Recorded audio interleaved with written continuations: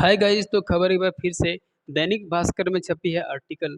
मौत की सजा पर एक बार फिर से छिड़ गई है बहस। मौत की सजा को लेकर के बहस छिड़ गई है, ये आर्टिकल है। लिखा है किसने? अनिरुद्ध बोस ने लिखा है। ये कौन थे? तो सुप्रीम कोर्ट के पूर्व जज थे, है ना। वो एनजेए के निदेशक थे, राइट। ध्यान रखना। इन्होंने लिखा है क्या? किसी जघन्य अपराध के बाद या समाज में अपराधों में वृद्धि होने पर अपराधी के लिए कठोर दंड की मांग भी बढ़ जाती है, राइट। ये डिमांड बढ़ जाती है। ये सच है कि सरकारों को लोगों की भावनाओं के प्रति संवेदनशील रहना चाहिए। ऐसे में आंदोलनकारी जनमानस को संतुष्ट करने के लिए कठोरतम दंड की परिकल्पना की जाती है। जब जब भी जरूरत पड़ती है तो ऐसे ही दंड के प्रावधान लाए जाते हैं, है ना। आगे क्या लिखा है? देश के विभिन्न हिस्सों में महिलाओं के साथ अपराधों में वृद्धि से गंभीर यौन अपराधियों के लिए मृत्युदंड की मांग नए सिरे से तूल पकड़ चुकी है। इसी संदर्भ में मृत्युदंड को बरकरार रखने के लिए सवाल पर फिर से बहस शुरू होगी, क्योंकि अंतर्राष्ट्रीय रुझान तो मृत्युदंड को समाप्त करने की ओर प्रतीत होता है। 2023 तक 112 देशों ने मृत्युदंड को समाप्त कर दिया था। कितने कंट्री है दोस्तों? 112 कंट्री है जिन्होंने 2023 तक मृत्युदंड को समाप्त कर दिया था। ठीक है, आगे देखते हैं आर्टिकल में क्या बातें लिखी गई है।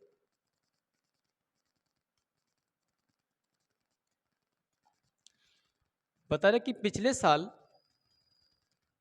साल 1100 से अधिक दोषियों को फांसी दी गई, जिसमें चीन के आंकड़े उपलब्ध नहीं है।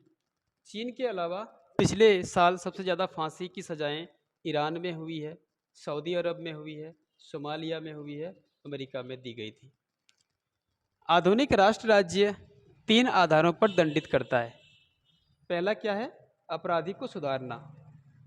ये आधार है, दंड देने का आधार है। पहला है अपराधी को सुधारना। दूसरा क्या है?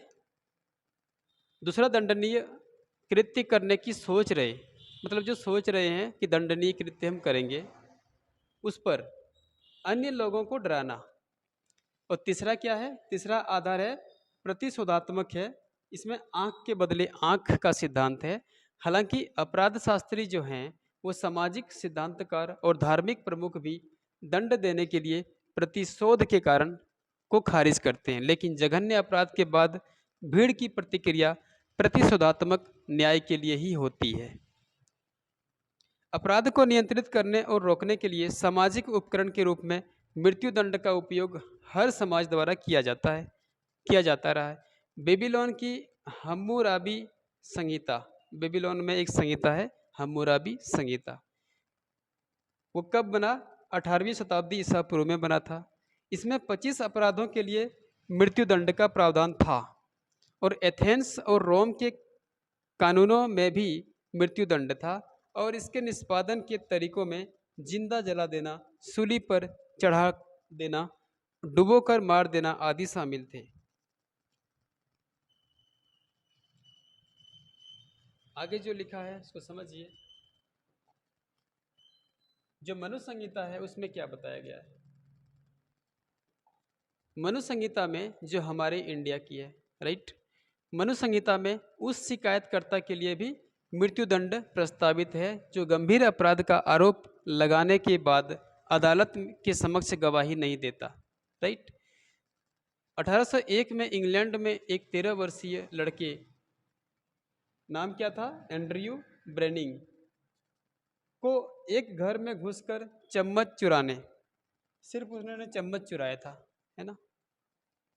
तो चम्मच चुराया, इसलिए चम्मच चुराने के जुर्म में फांसी पर लटका दिया गया था।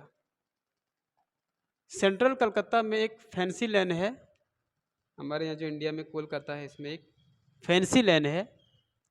फैंसी लेन जो है ना सर, वो फांसी शब्द का अपभ्रंश है। फांसी वर्ड है उसका एक ही अपभ्रंश है, मतलब उसी का एक शब्द रूप है। फ्रांसीसी क्रांति के बाद 17,000 लोगों को गिलोटिन मशीन से मार दिया गया था, लेकिन 19वीं सदी के अंत से 20वीं सदी की शुरुआत तक मृत्युदंड के बारे में सोच में बदलाव आना शुरू हुआ, यहाँ तक चेंज होता है ना। मृत्युदंड को लेकर के सोच में चेंज होना शुरू होता है। लियो टॉल्स्टॉय जो महात्मा गांधी के गुरु थे, Victor Hugo, Mahatma Gandhi, Martin Luther King Junior, Nelson Mandela जैसे बुद्धिजीवियों ने मौत की सजा का विरोध किया। पोप फ्रांसिस भी इसके विरोधी हैं। यह सोच पूरी तरह से नैतिक धार्मिक तर्क पर आधारित नहीं। किसी भी मानक अध्ययन में इस निवारक सिद्धांत का कोई औचित्य नहीं पाया गया। महाराजा रंजीत सिंह ने अपने शासनकाल के दौरान मृत्युदंड को समाप्त कर दिया गया था। त्रावणकोर और कोचीन राज्य ने औपचारिक रूप से वर्ष 1944 में इसे समाप्त कर दिया था। केवल कोचीन में इसे कुछ अपराधों के लिए बरकरार रखा। मृत्युदंड के विरुद्ध सबसे ताकतवर तर्क यह है कि इसे उल्टा नहीं जा सकता। अब आते हैं न्यायिक प्रक्रिया को लेकर के क्या बताया जा रहा है।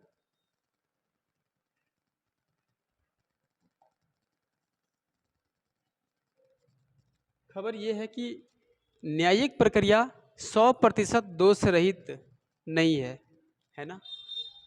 और ऐसे कई उदाहरण हैं जिनमें राज सत्ता द्वारा एक निर्दोष को भूलपूर्वक मार दिया गया। 1950 में क्या हुआ कि टिमोथी इवांस नामक एक व्यक्ति जो अपनी पत्नी और नवजात बेटी की हत्या के लिए दोषी ठहराकर मृत्युदंड दे दिया गया।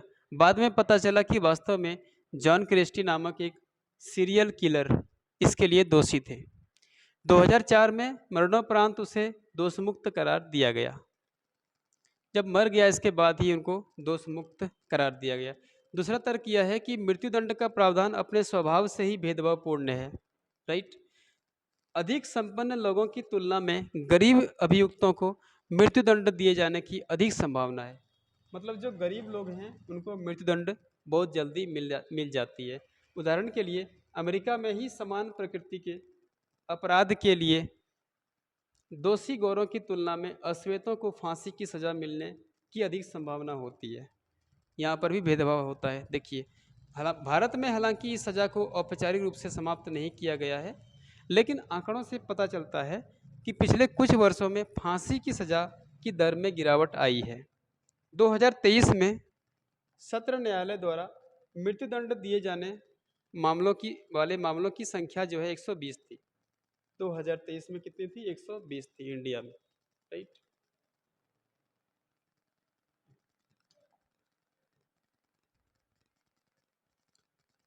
वहीं 561 कैदियों को मृत्युदंड दिया जाना है। तो राष्ट्रीय विधि विश्वविद्यालय दिल्ली के प्रोजेक्ट जो 39 का ए है उसके द्वारा दिए गए एक अध्ययन के अनुसार अंततः इस विवाद पर अंतिम निर्णय विधायिका को ही लेना है। इसके आयाम वैश्विक हैं, इसके डायमेंशन कैसे हैं? वैश्विक हैं। मृत्युदंड के विरुद्ध सबसे ताकतवर तर्क यह है कि इसे उल्टा नहीं जा सकता, है ना। इसको चेंज नहीं कर सकते हैं। एक बार अगर मौत दे दिया, मृत्युदंड न्यायालय ने दे दिया तो दे दिया। न्यायिक प्रक्रिया 100% दोष रहित नहीं होती और अतीत में ऐसे कई उदाहरण हैं जिनमें राज्य सत्ता द्वारा एक निर्दोष को बलपूर्वक मार दिया गया था। ये बहुत इंपॉर्टेंट न्यूज़ था। आगे इसे न्यूज़ को कंटिन्यू रखेंगे।